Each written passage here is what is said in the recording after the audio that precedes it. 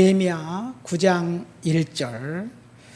그달 29 날에 이스라엘 자손이 다 모여 금식하며 굵은 베옷을 입고 티끌을 무릅쓰며 모든 이방 사람들과 절규하고 서서 자기의 죄와 조상들의 허물을 자복하고 이날에 낮 4분의 1은 그 제자리에 서서 그들의 하나님 여호와의 율법책을 낭독하고 낮 4분의 1은 죄를 자복하며 그들의 하나님 여호와께 경배하는데 레위 사람 예수아와 바니와 간미엘과 스바냐와 분나와 니와 세바디아와 바니와 크나냐는 단에 올라서서 큰 소리로 그들의 하나님 여호와께 부르짖고 또 레위 사람 예수아와 간미엘과 바니와 하삽느냐와 세바냐와 호다야와 스바냐와 브다히아는 이르기를 너희 머리는 마땅히 일어나 영원부터 영원까지 계신 너희 하나님 여호와를 송축할지어다. 주여 주의 영화로운 이름을 송축하올 것은 주의 이름이 온전히 존귀하며 모든 송축이나 찬양에서 뛰어남이니이다. 아멘.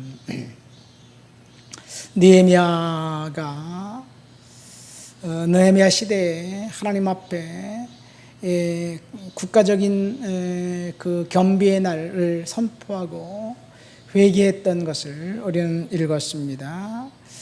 느헤미야는 이스라엘 백성들이 세 번에 걸쳐서 유다에 귀환했을 때 마지막 세 번째 귀환했던 귀환의 리더였습니다.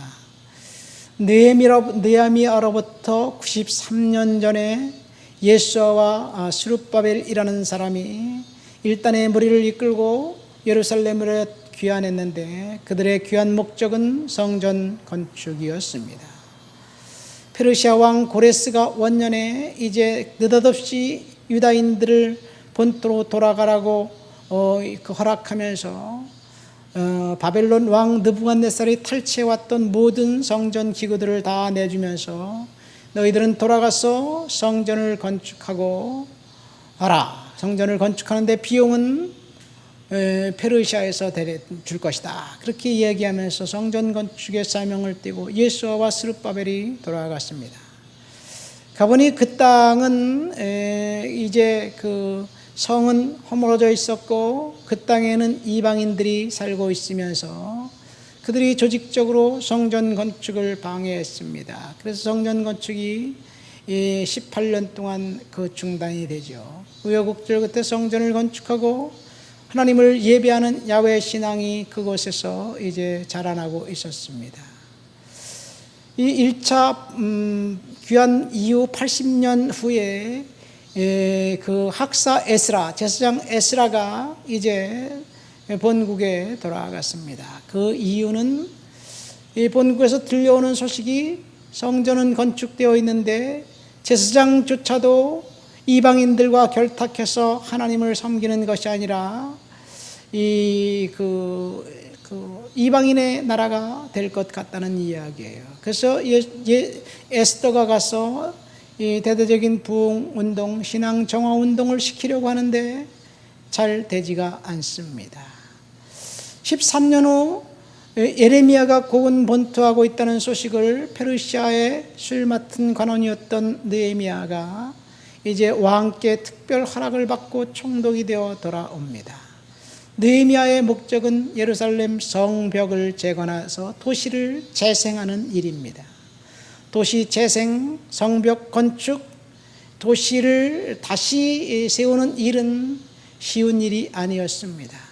성벽이 없으니까 예루살렘에 성전이 있음에도 불구하고 안전하지 않아 유다인들은 이제 그 마을에 흩어져서 이방인들과 함께 살면서 이 유다인의 정체성을 잃어가고 있습니다. 공교롭게도 예루살렘 성전을 맡은 제사장은 이 암몬 사람 도비아라는 사람의 딸과 결혼을 해서 이방인의 사위가 되어서 유대인도 아니고 제사장도 아니고 정말 황당한 일이 일어나고 있었습니다. 이 이방인들 느헤미야서에 보면 3명의 대적자가 나오는데 산발랏, 도비야, 게셈이라는 사람들입니다. 이 세 사람이 도시 유다인들 하나가 될 수 없게 만든 것은 딱 한 가지, 뇌물이었습니다. 뇌물을 공유해서 같이 죄에 연루되면 그 다음에 이제 신앙 회복이고 뭐고 할 수가 없게 된 거예요. 조직적으로 방해합니다. 끝까지 저항을 합니다. 느헤미야가 총독이 되어서 권력을 갖고 유다에 왔지만 그 토착 세력들이, 이방인과 결탁한 토착 세력들이 조직적으로 방해를 합니다. 성벽 건축은 지지부진합니다. 그 사이에, 성전 건축을 하는 그 사이에 이제 에스라를 동원해서 신앙 재건운동, 회개운동이 일어난 것이 오늘 우리가 읽은 본문 느헤미야 9장입니다. 특별히 8장, 9장은 이 학사 에스라가 백성들을 수문 앞 광장에 모아놓고 하루 종일 성경을 읽고 그리고 하나님을 찬양하고 예배하고 가슴을 치며 통회하는 거예요. 레위인들이 성경 모세오경을 읽을 때 사람들이 일어나서 아멘 아멘으로 화답하고, 성경을 읽을 때 사람들의 마음이 이제 통회하고 자복하는 마음을 하나님이 주셔서 이제 오늘 본문에 보니까 낮 4분의 1은 성경을 읽고, 낮 4분의 1은 하나님을 찬양하고, 낮 4분의 1은 회개하고, 여기저기서 회개하는 운동이 일어나고 있습니다. 이 회개와 영적 각성이 있고 난 다음에 이제 예루살렘 성벽 건축은 완성이 됩니다. 오늘 본문에 보면 이제 이스라엘 자손들이 모여서 금식하며 굵은 베옷을 입고 티를 무릅쓰고 이 이방인들과 절교하고 자기의 죄와 조상들의 죄를 자복하고 회개했다. 이 1절과 2절에 나와 있는 말씀입니다. 낮 4분의 1은 그 자리에 서서 여호와의 말씀을 낭독하고 낮 4분의 1은 죄를 자복하고 하나님께 회개했고, 이렇게 성경을 읽으면서 회개의 영이 그들에게 임했습니다. 여기서 우리는 회개하고 난 다음에 낯선 장면을 볼 수 있어요. 그것은 이방인들과 절교한 장면입니다. 이 회개의 징표로 이방인들과 절교했는데, 오늘 본문에 보면 백성들이 금식하면서 회개했는데 세 가지 특징이 있어요. 첫 번째, 그들은 하나님의 말씀을 읽을 때 회개했고, 두 번째, 자신의 죄를 자복했고, 세 번째, 조상들의 허물을 철저히 자복하면서 회개했고, 그리고 회개 열매로 이방인과 절교를 선언한 거예요. 여러분, 이방인과 절교를 선언했다는 말이 무엇입니까? 예수 안 믿는 사람하고 교제를 하지 말아야 되나요? 예수를 믿는 사람하고 결혼하는 건 좋은데 그럼 예수 안 믿는 사람하고 결혼했다면 이혼해야 되나요? 헷갈립니다. 이 원론적으로 보면 에스라의 회개 운동의 열매는 이방인들과 결혼 관계를 깬 거예요. 이혼한 거예요. 이방인들을 돌려보냈습니다. 어떻게 그런 일이 있을 수 있을까? 이방인일지라도 그들을 하나님의 말씀으로 설득해서 하나님의 자녀가 되게 하고 하나님을 야훼 신앙을 고수해야 될 것이 아닌가, 이렇게 생각하는데, 사실 에스라와 느헤미야는 벽에 부딪혔습니다. 그 대표적인 예가 예루살렘 제사장인 당시 예루살렘 제사장의 장인이 암몬 사람 도비아였고, 산발랏이었나요? 어쨌든 이방인이었고, 그리고 예루살렘 성에 이방인의 집무실을 한쪽에 꾸려두고 하나님을 예배하는 성전에서 이방인이 마음대로 활동할 수 하게 만들었던 그런 장소가 되었습니다.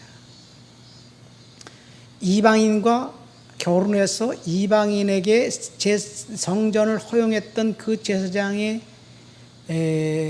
어떻게 해야 될까요? 축출시켜야 되겠죠.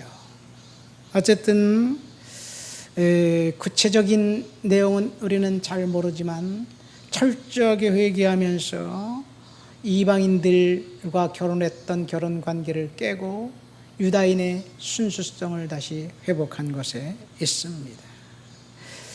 우리가 읽은 본문 9장에 보면 조상들이 출애굽했을 당시에 지었던 죄를 조직적으로 하나씩 열거하면서 회개하는 장면이 나옵니다. 16절 보니까 우리 조상들이 교만하여 하고 목을 굳게 하여 주의 명령을 듣지 아니하고 거역하면서 주께서 그들 가운데 행하신 기사를 기억하지 않고 목을 곧게 하고 패역해서 우두머리를 세워서 이 애굽으로 돌아가자, 그렇게 했던 사실을 회개합니다. 금송아지를 부어 만든 사실을 회개합니다. 철저히 회개합니다. 주께서 긍휼히 자비하시고 많고 자비하시기 때문에 낮에는 구름기둥으로 밤에는 불기둥으로 우리를 인도하셨던 것 감사합니다. 40년 동안 신발이 헤어지지 않고 옷이 헤어지지 않고 이렇게 보호해 주신 것들 감사합니다. 이렇게 감사하면서 회개의 징표로 이방인과 결별을 선언했습니다. 그 이유는 그것이 회개의 열매였다는 이야기예요. 결혼관계를 파괴하기로 결정했습니다. 이방 여인들과 이방 여인들 사이에 난 자식들을 내보냈습니다. 좀 심하게 말하면 너무한 것 같습니다. 강제 이혼을 시킨 것 같아요. 그러나 강제 이혼이 아니라 스스로 결단한 거예요. 사실 유다인들은 이방인에 대해서 허용적입니다. 열려 있습니다. 출애굽 당시 섞여온 무리들 있었습니다. 특별히 이스라엘의 12지파를 대표해서 정탐으로 갔던 정탐꾼 중 한 사람 갈렙은 유다지파에 속했는데 사실 이방인이에요. 그니스 사람 갈렙입니다. 여리고성에 들어갔을 때 기생 라합이 있었고, 그 다음에 모압 여인 룻이 다윗 왕의 할머니가 되었고, 이런 것들을 볼 때 이방인들에 대해서 허용하는데 왜 에스라는 이방인 여인들을 내보내고 이방 자식들을 축출했을까? 그 이유는 조직적으로 하나님을 거부했기 때문에 그렇습니다. 느헤미야 시대에 그 이방인들의 세력에 압도당했던 그래서 심지어 제사장마저도 이방인과 결혼해서 제사장 직분을 수행할 수 없었던 것이 당시 사실이었고, 그들이 조직적으로 이제 그 거부해서 저항하면서 느헤미야 성벽 건축을 방해했던 장본이었습니다. 그래서 성벽 건축을 방해했던 그들은 축출당해야만 했고 축출했습니다. 결국 회개 운동이 끝나고 이방인들과 결별하고 난 다음 얼마 지나지 않아서 예루살렘 성벽 건축은 완성이 되고, 예루살렘은 새로운 도시, 하나님을 예배하는 도시, 시온에서 말씀이 우러나온다는 그 율법이 시온에서부터 나올 것이요 여호와의 말씀이 예루살렘부터 나올 것이라는 시편 이사야의 말씀이 느헤미야의 개혁 회개 운동 이후에 시작되었습니다. 철저히 회개한 이후 도시 재생 사업은 완성되어서 느헤미야가 도시 재생 사업을 시작한 지 52일 만에 완성합니다. 철저한 회개, 이것이 우리에게도 필요합니다. 느헤미야는 141년 동안 황폐해 있었던 성벽을 이제 재건해서 예루살렘을 다시 시온이라는 이름의 하나님의 도성으로 만들었습니다. 철저한 회개, 이것이 저와 여러분들에게도 필요합니다. 하나님 아버지 감사합니다. 느헤미야와 에스라의 시대에 철저한 회개 운동이 있었던 것처럼 우리 대한민국과 교회가 성도들이 하나님 앞에 다시 죄를 깨닫고 회개하기를 원합니다. 하나님 이 땅을 긍휼히 여겨주시고 이 땅에 하나님의 영광이 다시 드러나도록 성도들이 깨어 기도하고 교회가 회개하도록 주여 도와주시옵소서. 예수님의 이름으로 기도합니다. 아멘.